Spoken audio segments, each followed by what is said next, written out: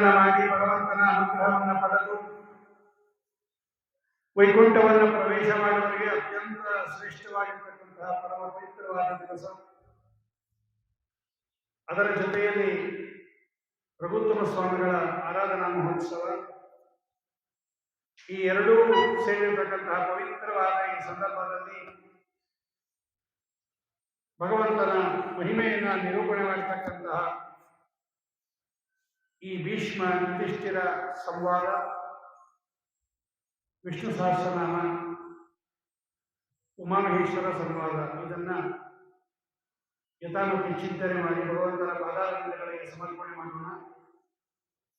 ಮೊದಲು ಅನುಶಾಸನ ಪರ್ವದಲ್ಲಿ ದಾನ ಧರ್ಮ ಪರ್ವ ಅಂತ ಒಂದು ಉಪಪರ್ವ, ಅದರಲ್ಲಿ ಯುಧಿಷ್ಠಿರ ಭೀಷ್ಮಾಚಾರ್ಯರನ್ನ ಅನೇಕ ಪ್ರಶ್ನೆಗಳನ್ನು ಕೇಳ್ತಾನೆ. ಅದರಲ್ಲಿ ಒಂದು ಈ ಛತ್ರಿ ಮತ್ತು ಪಾದರಕ್ಷೆಗಳ ವಿಷಯ ಹೇಳ್ತಾನೆ ಧರ್ಮರಾಜ. ಇದನ್ನು ಎಲ್ಲರೂ ಕೂಡ ಅವಶ್ಯ ತಿಳ್ಕೊಂಡಿರಬೇಕು. ಯಾಕೆ ಈ ಬ್ರಾಹ್ಮಣರಿಗೆ ಶ್ರಾದ್ದಾದಿಗಳಲ್ಲಿ ಅಥವಾ ಈ ವೈಶಾಖ ಜ್ಯೇಷ್ಠ ಮಾಸದ ಬಿಸಿಲು ಕಾಲದಲ್ಲಿ ಯಾಕೆ ಬ್ರಾಹ್ಮಣರಿಗೆ ಈ ಪಾದರಕ್ಷೆ ಮತ್ತು ಛತ್ರಿ ದಾನ ಮಾಡಬೇಕು? ಇದು ಮೊದಲು ಉತ್ಪತ್ತಿ ಆಗಿದ್ದೆ ಹೇಗೆ, ಯಾವಾಗಿಂದ ಬಂತು ಇದು ದಾನ ಮಾಡಬೇಕು ಅಂತಕ್ಕಂಥದ್ದು, ಲೋಕದಲ್ಲಿ ಇದು ಪ್ರವರ್ತವಾಗಿರ್ತಕ್ಕಂಥದ್ದು ಹೇಗೆ ಅನ್ನುವ ವಿಷಯದಲ್ಲಿ ಯುಧಿಷ್ಠಿರ ಕೇಳುತ್ತಾನೆ ಧರ್ಮರಾಜರ ಭೀಷ್ಮಾಚಾರ್ಯರನ್ನ.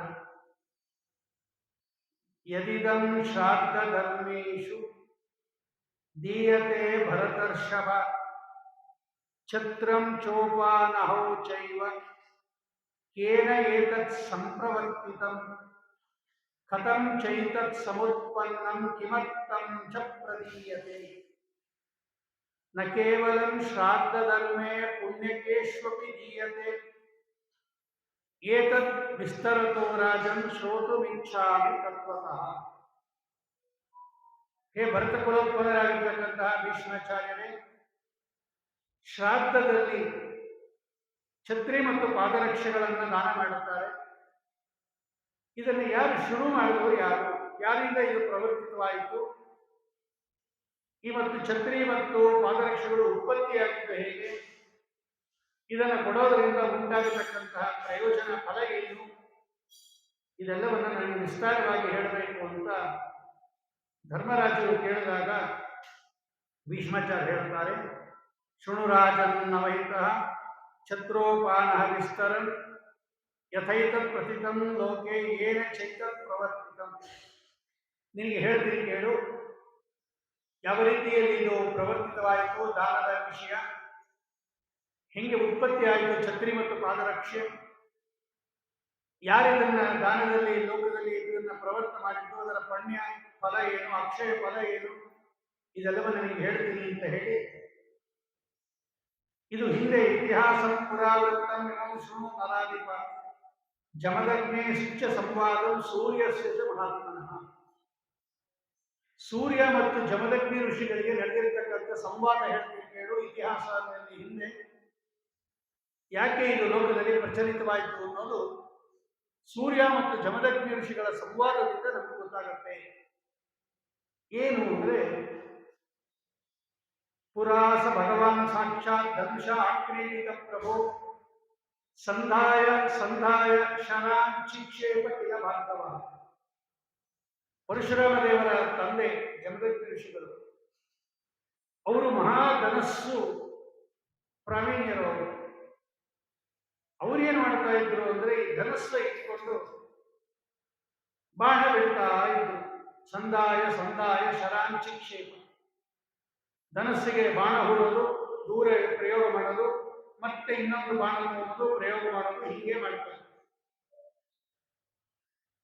ಆವಾಗ ಅವರು ಪ್ರಯೋಗ ಮಾಡಿರ್ತಕ್ಕಂಥ ಬಾಣ ಹೋಗಿ ದೂರ ಬಿದ್ದಿರುತ್ತಲ್ಲ, ಅದನ್ನ ಅವರ ಪತ್ನಿ ರೇಣುಕಾದೇವಿ ತಂದು ವಾಪಸ್ ಕೊಡ್ತಾ ಇದ್ರು ಇವರಿಗೆ. ಇವರು ಬಾಣ ಬಿಡೋದು, ಅದು ಹೋಗಿ ದೂರ ಬೀಳೋದು, ಇವರು ಹೋಗಿ ಹೆಣ್ಣುಮಗಳು ಆ ಬಾಣವನ್ನು ತಂದು ಮತ್ತೆ ಇವರಿಗೆ ಕೊಡೋದು. ಇವ್ರಿಗೆ ಸಂತೋಷದ ಮೇಲೆ ಸಂತೋಷ, ಒಂದೊಂದಾಗಿ ಹೀಗೆ ಆದಾಗ ಒಂದು ಸಲ ಈ ಜ್ಯೇಷ್ಠ ಮಾಸ ಬಂದ್ಬಿಡ್ತು. ತಥೋ ಮಧ್ಯಾಹ್ನಮಾರೂಢೆ ಜ್ಯೇಷ್ಠ ಮೂಲೆ ದಿವಾಕರೆ ಸಸಾಯಕಾಂದ್ವಿಜೋ ವಿದ್ವಾನ್ ರೇಣುಕಾಮಿದಮಬ್ರವೀತ್. ಜ್ಯೇಷ್ಠ ನಕ್ಷತ್ರ, ಜ್ಯೇಷ್ಠ ಮಾಸ. ಜ್ಯೇಷ್ಠ ಮಾಸದಲ್ಲಿ ಮಧ್ಯಾಹ್ನ ಕಾಲಕ್ಕೆ ಬಹಳ ಬಿಸಿಲು. ಆಗ ಇವರು ಬಾಣವನ್ನು ಬಿಡ್ತಾ ಇದ್ದಾರೆ, ಅವಳು ತಂದು ಕೊಡ್ತಾ ಇದ್ದಾಳೆ. ನಾನು ಬಾಣ ಬಿಡ್ತೀನಿ, ನೀನು ತಂದು ಕೊಡು ಅಂತ ಹೇಳಿದ್ರು. ಆಗಲಿ ಅಂತ ಹೇಳಿ ಅವಳೇನು ಮಾಡಿದ್ರು, ಮಹಾಸುಂದರಿ ಅವಳು ರೇಣುಕಾದೇವಿ. ಇವರು ಬಾಣ ಬಿಡ್ತಾ ಇದ್ದಾರೆ, ಇವಳು ಹೋಗಿ ತಗೊಂಡ್ಬರ್ತಾ ಇದ್ದಾಳೆ. ಅದು ನೆಲ ಕಾದು ಬಿಟ್ಟಿದೆ ತುಂಬಾ. ಮೇಲೆ ಸೂರ್ಯನ ಶಾಖ, ಕೆಳಗಡೆಯಿಂದ ನೆಲ ಕಾದು ಬಿಟ್ಟಿದೆ. ಇವಳು ಹೋಗ್ತಾ, ಅದು ತುಂಬಾ ದೂರ ಬೀಳೋದು ಬಾಣ ಹೋಗಿ ಹೋಗಿ. ಇವಳು ತಗೊಂಡ್ಬರ್ಬೇಕು. ಒಂದು ಮರದ ಕೆಳಗಡೆ ನಿಂತ್ಕೊಂಡು ಇವಳು ಹೋಗಿ, ಅವಳ ಕಾಲು ತಲೆ ಎರಡೂ ಕೂಡ ಸೂರ್ಯ ಶಾಖದಿಂದ ಕಾದು ಹೋಗಿದೆ. ಒಂದು ಸ್ವಲ್ಪ ತಲೆ ನಿಂತ್ಕೊಂಡ್ಬಿಟ್ಲು ಅವಳು. ಒಂದು ಮುಹೂರ್ತ ಕಾಲ, ಅಂದ್ರೆ ಒಂದು 48 ನಿಮಿಷ ಕಾಲ ಅಲ್ಲೇ ನಿಂತ್ಕೊಂಡ್ಬಿಟ್ಲು. ಆಮೇಲೆ ಗೊತ್ತಾಯಿತು, ಎಲ್ಲಿ ಶಾಪ ಕೊಟ್ಬಿಡ್ತಾರೋ ನನಗೆ ನಮ್ಮ ಯಜಮಾನರು ಅಂತ ಹೇಳಿ ಭಯ ಅವಳಿಗೆ. ಮತ್ತೆ ಪಾಪ ಕಷ್ಟಪಟ್ಟುಕೊಂಡು ಹೋದ್ಲು ಬಾಣ ತಗೊಂಬರಕ್ಕೆ. ಕಪ್ಪಗಾಗ್ತಿದೆ ಕಣ್ಣುಗಳು, ಮೈಯೆಲ್ಲ ಬೆವರಿತಾ ಇದೆ. ಬಹಳ ಕಷ್ಟಪಟ್ಟು ಆ ಬಿಸಿಲಲ್ಲಿ ಅದರ ನೆಲದ ಮೇಲೆ ನಡ್ಕೊಂಡ್ಬಂದು ಹತ್ರ ಬಂದವಳು ಬಾಣವನ್ನು ಕೊಟ್ಟಳು ಗಂಡನಿಗೆ. ಅವರಿಗೆ ಸ್ವಲ್ಪ ಕೋಪ ಬಂತು. ಕೇಳಿದ್ರು ಅವರು, ರೇಣುಕೆ ಕಿಂಚಿರೇಣತ್ವಮಾಗತಿ ಇತಿ ಪುನಃ ಪುನಃ, ಯಾಕಿಷ್ಟು ಹೊತ್ತಾಯಿತು, ಯಾಕಿಷ್ಟು ತಡವಾಗಿ ಬಂದು ಬಾಣ ತಗೊಂಡು ಅಂತ ಹೇಳಿದ್ರು.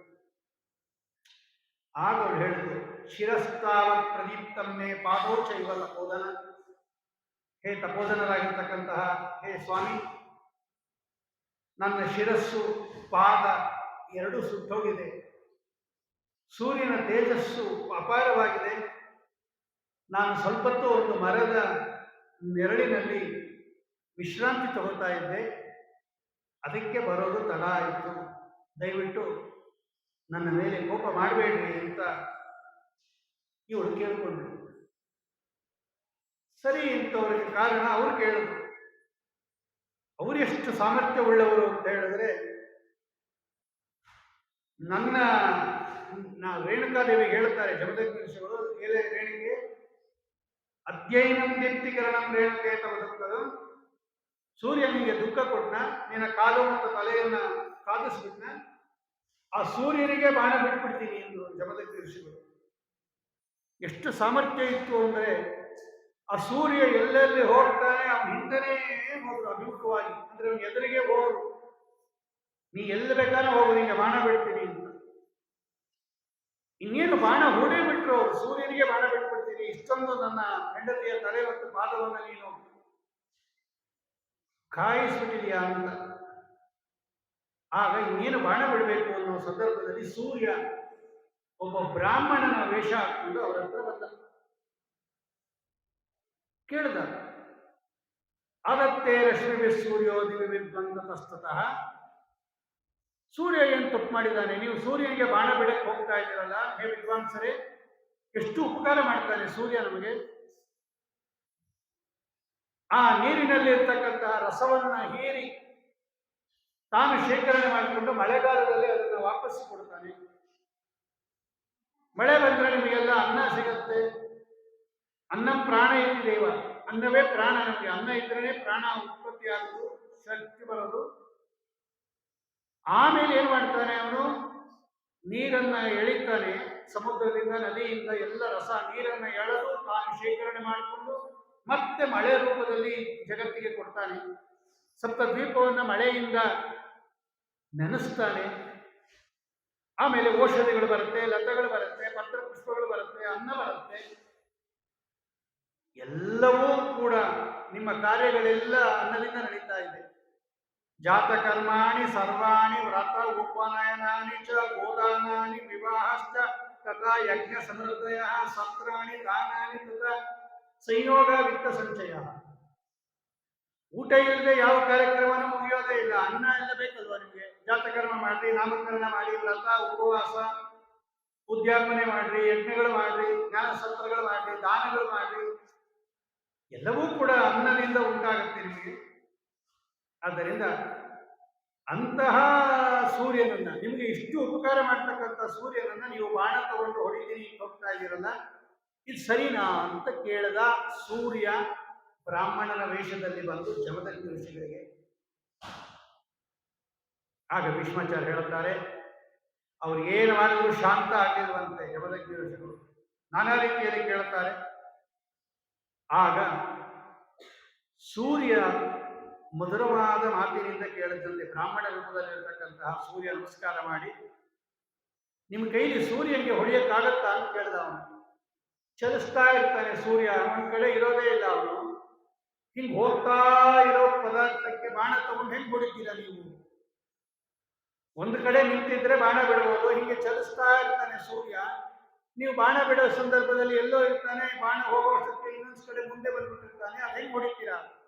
ಮೂವಿಂಗ್ ಆಬ್ಜೆಕ್ಟ್ಗೆ ಬಾಣ ತಗೊಂಡು ಹೊಡೆಯೋದಾಗಲಿಲ್ವಾಗ ಅಂತ ಅವನ ಪ್ರಶ್ನೆ. ಜಮದಗ್ನಿ ಋಷಿಗಳು ಹೇಳಿದ್ರು, ನೋಡು ಸೂರ್ಯ, ಸ್ಥಿರಂ ವಾಪಿ ಚಲಂ ವಾಪಿ ಜಾನೇ ತ್ವಾಂ ಜಾನದಕ್ಷಸ. ನೀನ್ ಯಾವಾಗಲೂ ಓಡಾಡ್ತಾ ಇರೋ ಅಥವಾ ಒಂದೇ ಕಡೆ ಇರು, ನೀನ್ ಯಾರು ಅಂತ ನಂಗೆ ಗೊತ್ತು. ನೀನ್ ಬ್ರಾಹ್ಮಣ ರೂಪ ಹಾಕೊಂಡು ಬಂದೀಯ, ನೀನೇ ಸೂರ್ಯ ಅಂತ ನಂಗೆ ಗೊತ್ತು. ನೋಡು, ನಾನು ನಿಂಗೆ ಹೇಳ್ತೀನಿ, ನೀನ್ ಖಂಡಿತ ಹೊಡಿತೀನಿ ನಾನು ಬಾಣ ತಗೊಂಡು. ಯಾವಾಗ ಹೊಡಿತೀರ ಅಂತ ಕೇಳ್ದ. ಆಗ ಸೂರ್ಯ ಹೇಳ್ದ, ಅಪರಾಹ್ನೇ ನಿಮೇಷಾರ್ಧಂ ತಿಷ್ಠಸಿ ತ್ವಂ ದಿವಾಕರ. ಹೇ ಸೂರ್ಯ, ನೀನು ಅಪರಾಹ್ನ ಕಾಲದಲ್ಲಿ ಅಂದ್ರೆ ಮಧ್ಯಾಹ್ನ ಕಾಲದಲ್ಲಿ ಅರ್ಧ ನಿಮಿಷ ಒಂದು ಕಡೆ ನಿಂತಿರ್ತೀಯ ಅಂತ ನಮ್ಗೆ ಗೊತ್ತು. ಒಂದು ಅರ್ಧ ನಿಮಿಷ, ಆ ಅರ್ಧ ನಿಮಿಷ ಒಂದೇ ಕಡೆ ಸ್ಥಿರವಾಗಿ ನಿಂತಿರ್ತೀಯ. ಆ ಸಂದರ್ಭದಲ್ಲಿ ನಾನು ಈ ಬಾಣ ಬಿಡ್ತೀನಿ, ಈ ನಂಗೆಲ್ಲ ಗೊತ್ತು ನಿನ್ ವ್ಯವಹಾರ. ಆಗ ನಿಮ್ಗೆ ಗೊತ್ತಾಗುತ್ತೆ, ಓಹೋ ಈ ಖಂಡಿತ ಹೊಡಿತೀರಾ ನೀವು ನನಗೆ, ನಿಮ್ಗೆಲ್ಲ ತಿಳ್ಕೊಂಡ್ಬಿಟ್ಟಿದ್ದೀರಾ ನೀವು, ನಾನು ಖಂಡಿತ ಹೊಡಿತೀರಾ, ತಪ್ಪಾಗೋಯ್ತು, ಅಪಕಾರ ಮಾಡಿದೆ, ನಾನು ಕ್ಷಮಾಪಣೆ ಮಾಡ್ರಿ ಅಂತ ಶರಣಾಗತನಾಗ್ಬಿಟ್ಟ ಸೂರ್ಯ ಜಮದಗ್ನಿ ಋಷಿಗಳಿಗೆ. ಯದ್ಯಪಿ ಜಮದಗ್ನಿ ಋಷಿಗಳಿಗಿಂತ ತುಂಬಾ ದೊಡ್ಡವರು, ಆದರೂ ಕೂಡ ತಪಸ್ಸಿಗೆ ಅವ್ರಿಗೆ ಒಲದು ಅವರ ತಪಸ್ಸಿಗೆ ನಮಸ್ಕಾರ ಮಾಡಿಬಿಟ್ಟ, ತಪ್ಪಾಯಿತು ಅಂತ. ಆಗ ಜಮದಗ್ನಿ ಋಷಿಗಳು ಹೇಳಿದ್ರು, ಯಾರು ನಮಸ್ಕಾರ ಮಾಡ್ತಾರೋ ಅವ್ರಿಗೆ ನಾವೇನು ಮಾಡೋದಿಲ್ಲ. ನಭೀ ಸೂರ್ಯತ್ವಯ ಕಾರ್ಯ ಪ್ರಣಿಪಾತಗತೋ ಹೆಸಿ. ಇನ್ನು ನೀನು ಹೆದರ್ಕೋಬೇಕಾಗಿಲ್ಲ, ನಾನು ನಿಮ್ಗೆ ಹೊಡೆಯೋದಿಲ್ಲ.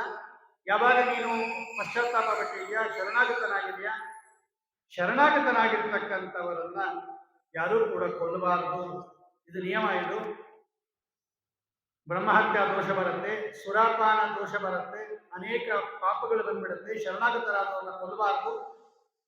ಒಂದು ಕೆಲಸ ಮಾಡ್ಬೋದು, ಈಗ ನಾನು ನಿಮ್ಗೆ ಕೊಲ್ಲೋಂಗಿಲ್ಲ, ನನ್ನ ಹೆಂಡತಿಗೂ ಉಪಕಾರ ಆಗಬೇಕು. ಇವಾಗ ಅವಳು ಬಾಣ ತಂದು ಕೊಡುವಾಗ ಅವಳ ಕಾಲು ತಲೆ ಎಲ್ಲ ಸುತ್ತೋಗುತ್ತೆ, ನೀನೇ ಒಂದು ಉಪಾಯ ಸೂಚಿಸು ಅಂತ ಜಮದಗ್ನಿ ಋಷಿಗಳು ಸೂರ್ಯಂಗೆ ಹೇಳಿದ್ರು.